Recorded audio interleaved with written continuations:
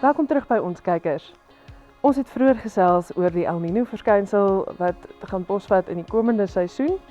En nou is ons terug by Marius Boshoff en Woltan Senekal van Villa Crop Protection om meer te leer oor hoekom weerdata vir hulle so belangrik is. Nou weerdata, Villa Crop Protection, dit klink vreemd, maar daar's 'n sterk koneksie. Marius, wil jy vir ons die geskiedenis van Villa Crop Protection verduidelik nie asseblief? Ja, kortliks, Villa is 'n maatskappy wat hier rondom 1995 ontstaan het. Daar was vroeër maatskappye wat so vroeg as 1989 begin het, maar 'n maatskappy wat primêr ontstaan het as gevolg van 'n behoefte aan 'n generiese napatentproduk reeks daar te stel vir die industrie.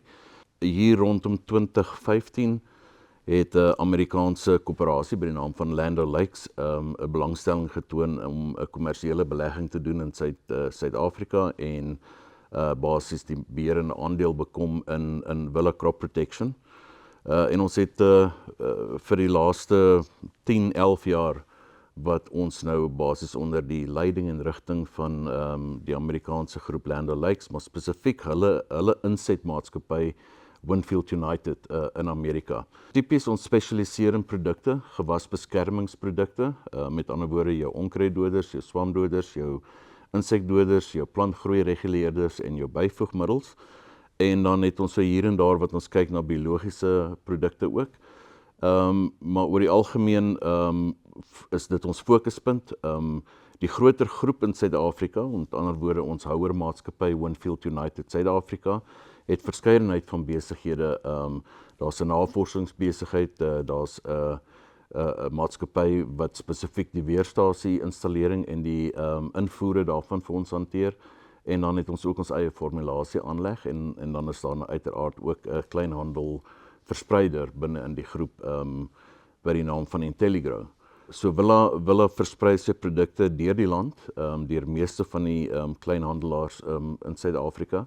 Dan het ons ook 'n vernoot in Massimong wat ook 'n minderheidsaandeelhouding het binne in die groep. Maar ja, ons spesialiseer in die konvensionele napatent chemie. En dis waar ons sekerlik bekend is. As ons dink aan, jy weet, waar kom hierdie in? Woltan, miskien kan jy daai invul. Hierdie struktuur van ons binne in die groter houermaatskappy gee vir ons unieke geleenthede, soos ons genoem het, die weerstasie besigheid, ons navorsingsgedeelte en so aan. Dit gee vir ons alles dat ons 'n geïntegreerde pakkie van inligting vir ons kliënte kan aanbied. So Villa Crop Protection, gewasbeskerming, weer, hoekom? Dit is belangrik dat gewasbeskerming in die regte omstandighede toegedien word, sodat jy die beste effek kan kry. Maar dit is nie altyd die realiteit nie, dit is nie die werklikheid daar so buite nie. So is vir ons belangrik om ook daardie ekstra ietsie te kan gee vir ons produsente daar so buite, om optimale gewasbeskerming binne in die optimale omgewing te kan toedien. Weer eens 'n uitdaging vir hulle. As die wind waai die wind. As dit droog is dit droog, maar miskien op hierdie manier kan ons hulle help om 'n paar beter besluite te kan neem. Wat bied julle? Hoe bring julle die weerdata op die ou end vir die boer prakties uit? Ons het wat ons noem 'n Villa Regional Weather Report. Nou dis eintlik reports, dis meer as een. Huidiglik het ons 46 streke, areas in die land wat ons geïdentifiseer het. Se plek sê nou maar soos Drakensberg in die Kaap of Koue Bokkeveld of die Mieliedriehoek.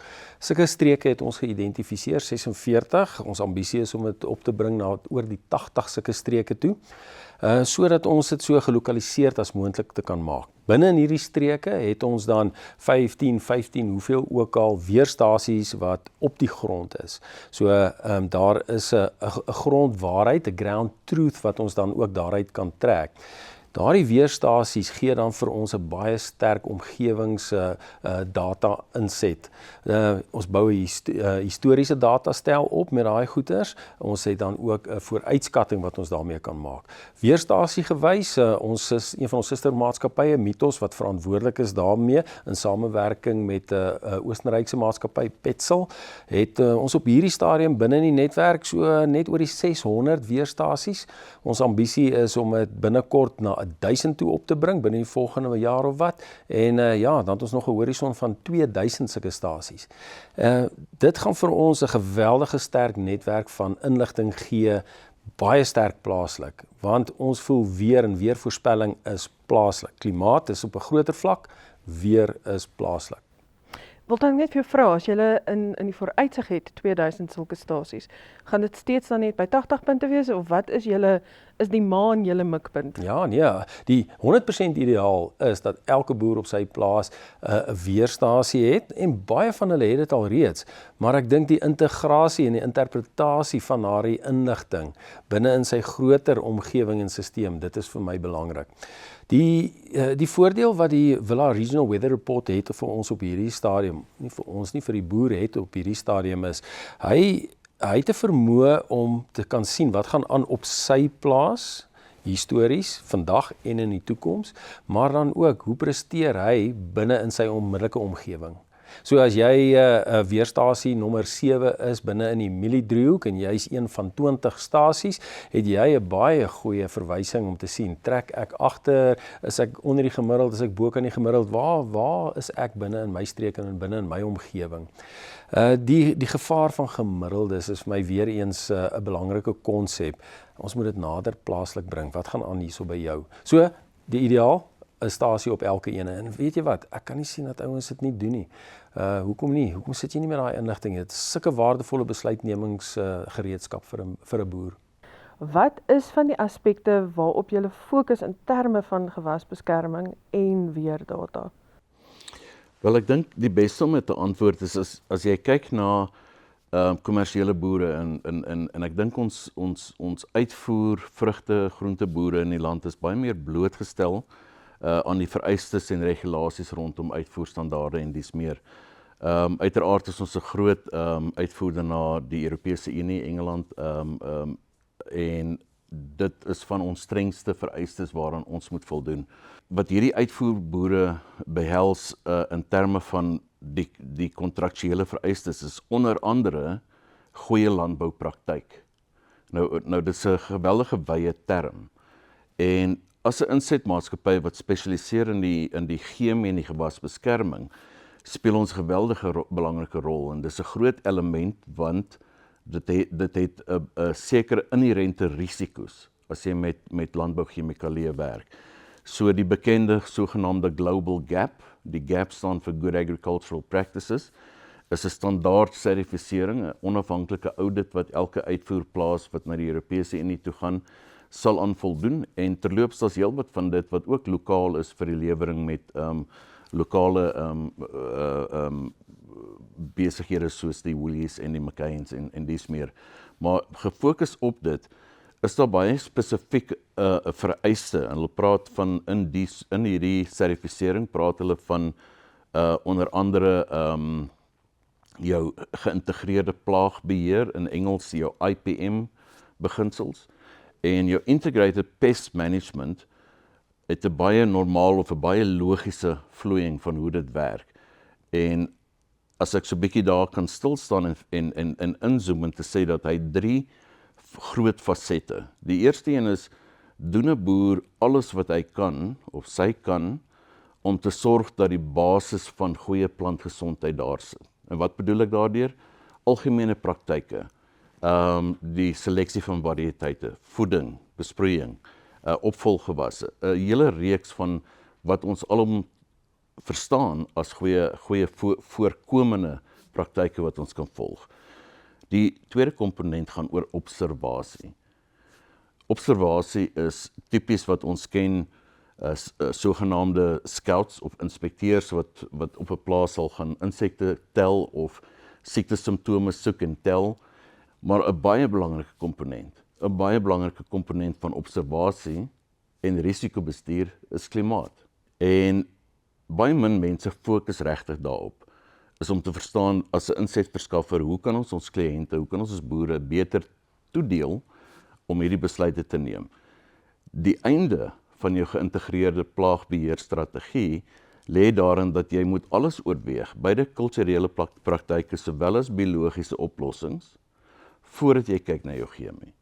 En as jy dit sien binne in daai konteks, het ons as 'n maatskappy Willa besluit dat ons kan regtig 'n eerlike behoefte wat daar bestaan vervul deur om 'n klimaat ondersteunende tipe van 'n diens aan te bied.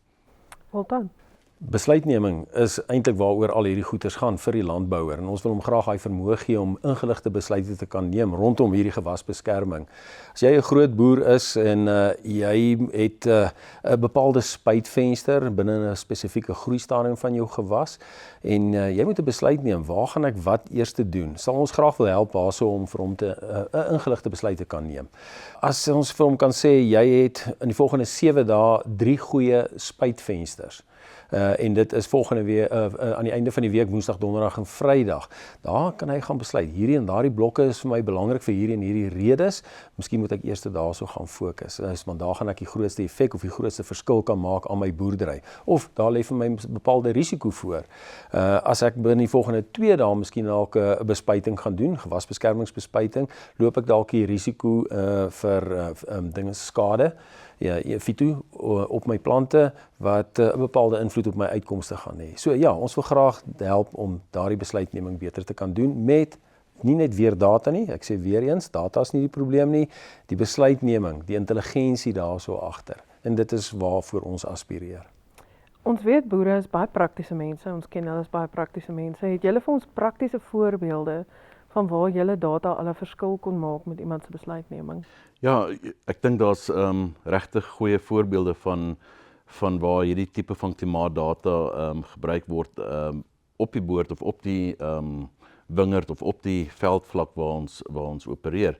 Die beste voorbeeld waarna ek kan dink is meeste van jou swamsiektes het 'n kombinasie van water, vrye water, dou, humiditeit en temperatuur nodig vir die ontkieming van spore, vir die infeksie wat plaasvind op die plant, vir die voltooiing van daai lewensiklus van daai swam, totdat daar weer spore geproduseer word. En die wetenskap is redelik sterk al onderlê in daai beginsel. So ons weet dat wanneer hierdie periodes bymekaar kom, dat jy 'n advies gaan op jou plaas gee. Nou, die detail van 'n advies is baie spesifiek en dit word gewoonlik deur 'n gewasadviseur aan 'n boer ook gedoen. Daar's uiteraard baie ondervinding vir 'n boer wat sy lande, wat sy wingerd, wat sy boorde baie goed ken. Maar elkeen van hierdie siektes het 'n algoritme.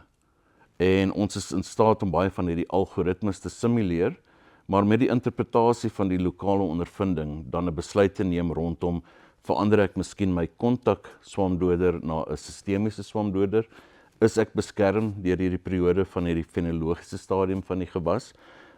En daar's verskeidenheid van sulke voorbeelde wat ek vir julle kan gee. Jy weet, hier in die middel van die 2000s was daar basies die mango bedryf wat daai tyd baie sterk ontwikkel het in gebiede soos Hoedspruit, Letsitele, Constantia.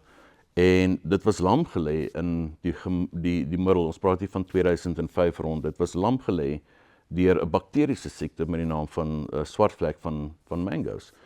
En die primêre klimatologiese veranderlike was wind. En wind het skade veroorsaak op klein boontjies wat nie baie weerstand gebied het teen windskade nie. En dit het gelei tot in baie gevalle 80-90% van die gewas wat dan nie uitvoerbaar was nie. So dit is heelwat voorbeelde wat ons kan gee. En miskien as ons nou teruggaan na ons vakgebied in terme van byvoorbeeld onkruiddoders, Voltan, ons werk gereeld met boere waar ons aanbevelings van onkruiddoders pertinent is.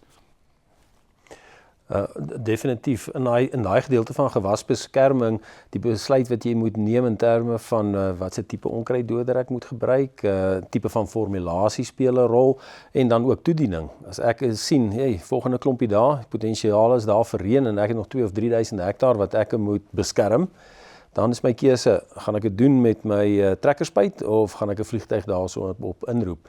So daar's 'n klomp geleenthede deur die jare wat ons nou al gesien het waar hierdie tipe van inligting daadwerklik vir 'n boer in 'n positiewe rigting kon gestoot het met goeie besluitneming wat hy kon gekry het. Walton, is daar sekere scenario's wat jy vir ons kan skets? Hoe so iets kan werk? Ja, nee, definitief. Daar's 'n klompie sulke wat ons nou al gesien het.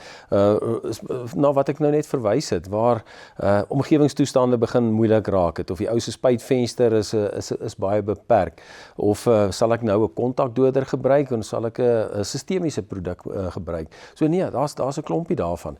Die enigste keer wanneer jy daai ingeligte besluite kan neem, is wanneer jy weet waar is jy nou op hierdie stadium in jou groeiseisoen, waar bevind ek myself met die gemiddeld binne in my omgewing oor die afgelope jare, en dit gaan vir my ook 'n vooruitskouing kan gee. Waar is ek oor die volgende 7 dae? Wat is belangrik vir my oor die volgende 7 dae?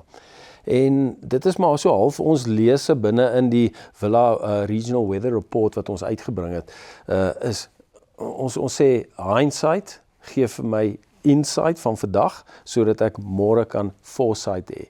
En dis die 3 punte waarna ons verwys vir jou om 'n ingeligte besluit te neem. Jy moet weet waar staan jy in vergelyking met die verlede, maar ook in jou eie omgewing, sodat ek vandag met my inligting wat ek vandag het, 'n besluit moet neem oor môre. En dis vir ons belangrik.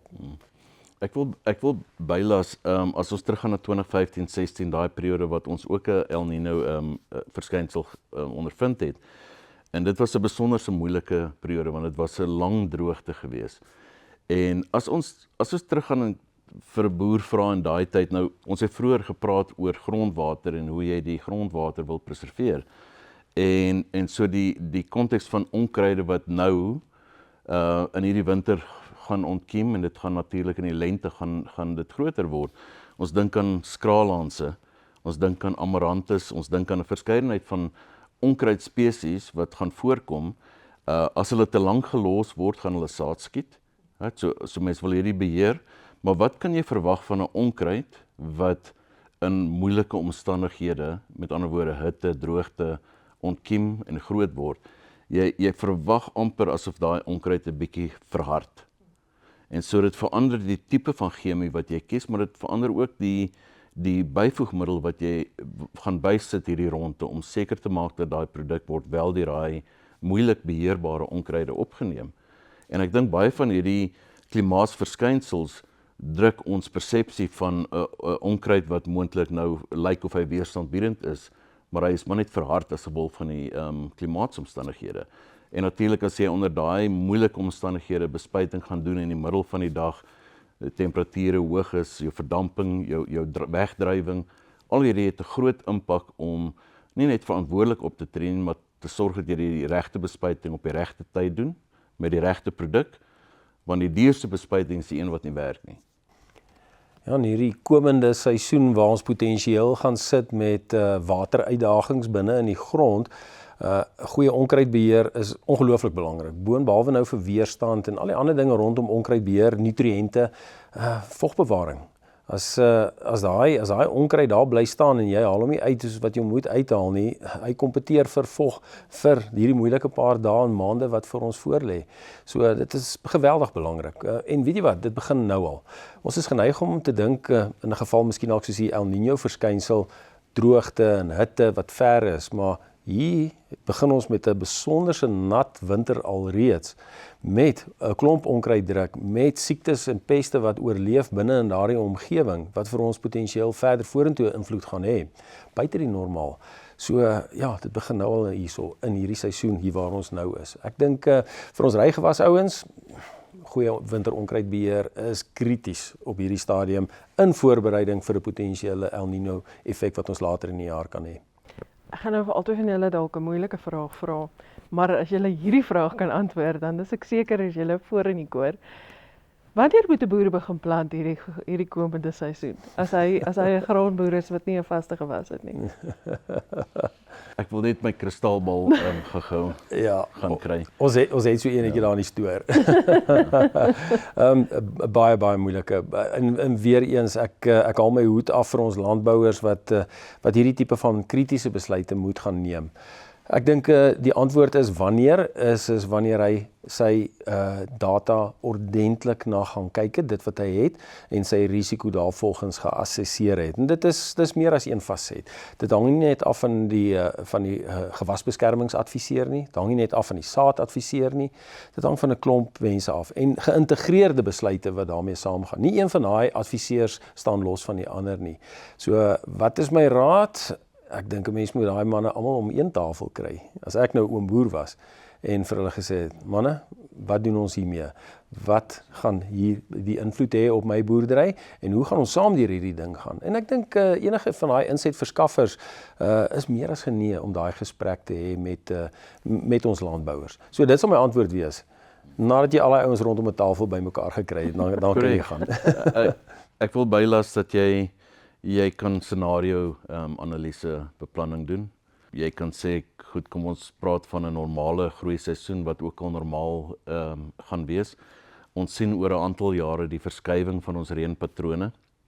Ons sien die verskywing van ons ryperiodes hier in Maart, April, ook na 'n bietjie later toe. En jy weet, terwyl ons daar kyk na jou gewas en jou plant, moet ek sê die genetika stel jou in staat om sekere besluite te neem. Gaan ek 'n kort groeier variëteit kies? Gaan ek 'n lang medium groeier kies? Wat as ek teen Kersfees nog geen reën gesien het nie? Is daar 'n alternatiewe gewas in my gedagte?